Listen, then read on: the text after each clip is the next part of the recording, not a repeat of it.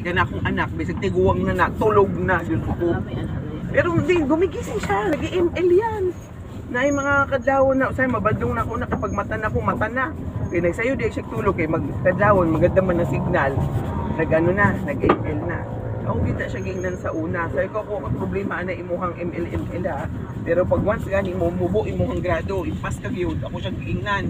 Ko ayaw ko tagay og rason na magyaw-yawa ko yan kay kabalo ka sa akong bakba basta magsugod ko yaw-yaw di na ko mahuman anak ko. Si Tuto lagi ay makalagot kay like imo ko ano na isos mo tulibagbag pud siya iya ka.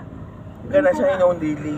Mo ko siyang karon na gali mo ana gid siya mo kuan di mo tulibagbag Mo siya tubag. sa Diyan yan inon dili inan. ulit ko sa kanan.